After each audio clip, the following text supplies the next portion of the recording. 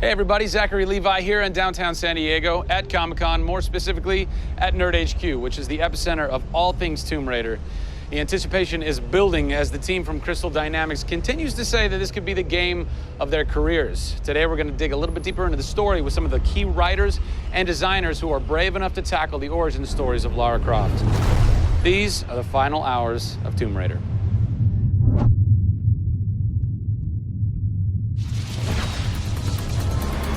We're in downtown San Diego. We're at Nerd HQ.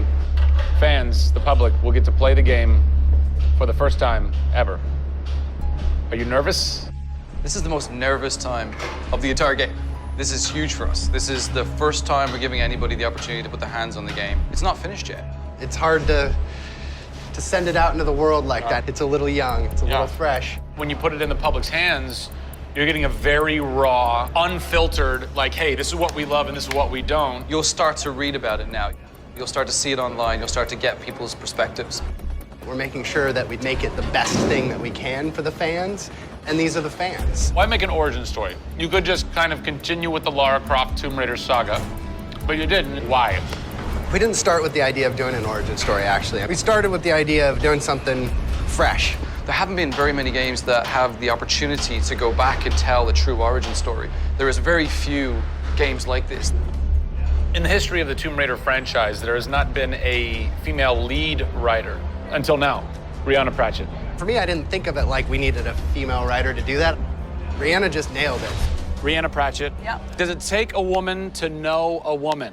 It probably helps, but I don't kind of think about it as much as everyone else does. So I tend to think of myself as being a writer first. There is some of me in her, absolutely. She's very bookish, she's very in her head. I went to public school, I actually learned archery. Camilla did as well, I heard. We bring up our ladies properly. And I genuinely studied Egyptology. I wanted to be an Egyptologist. No way. You know, I've always been a huge fan of kick-ass females. I mean, I grew up on Terminator and Aliens. Yeah. You know, fighting aliens in the future. I thought that was what girls did. It's great to be here at Comic-Con. This is my first time. People are really responding to this kind of new Lara. The fans have been great. They've been very supportive. I want to kind of live up to their expectations. I grew up going to fantasy and science fiction conventions. Now here I am looking at a Tomb Raider poster on the side of a building for a Tomb Raider game I have written. Can't quite process that, but it's very cool. Lara's actions affect her character and her emotional state, and so the first kill for us was a big thing.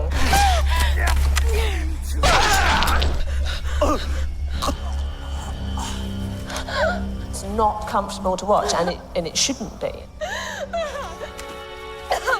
Oh, God! And it is about picking yourself up, despite the fact that you're scared. You can't have bravery without fear.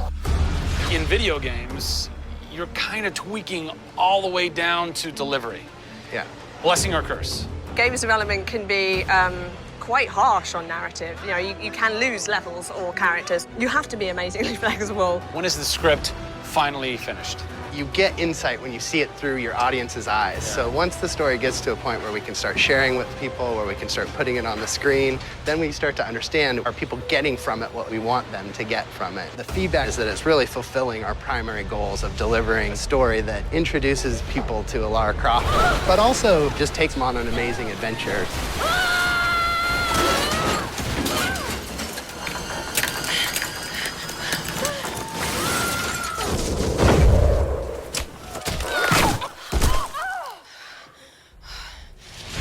John Stafford, you're kind of the dialogue. Typist, word monkey. The words that you've been speaking for so long Yes. are from this everything man. that I've been through that's been extremely emotionally draining and painful, I have him to blame for. So we'll have words later about it. What were the challenges stepping into the heart and mind of a character like Lara Croft, who we've known for quite some time? Yes. Players' expectation is. You want to just jump right in, guns blazing? Controller, I'm awesome. I'm awesome. We want that. That's what video games basically allow gamers right? to feel. I am awesome.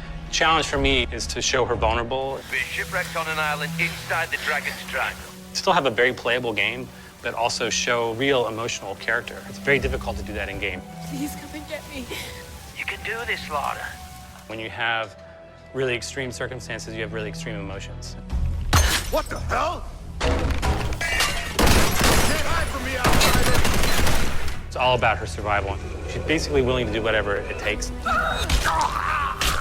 There's people trying to kill you.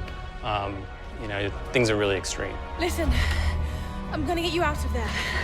I promise. I promise. I didn't want any lines to sound gamey. There was a good collaboration of making sure that really that didn't happen. That's very difficult writing, you know? How do you write a line that isn't just like, I should go there? Yeah. You know? You know, I mean, that's... I bet there's something hidden in that crate. I want you to love this game in a way that really feels like the first time you played it, but do it in a way that people have never seen before. For me, it's crazy not to look at this as an opportunity to really start that dialogue. This is the game of our careers. This truly is the first time to sort of say, okay, this is it. Well, now that we know a bit more about what it takes to reimagine an icon from the ground up, we're headed east to go behind the sounds of Lara's journey, a journey that is heightened and shaped by cinematic score and sound design. I hope to see you on the next episode when we talk to who's behind what we're hearing in Tomb Raider.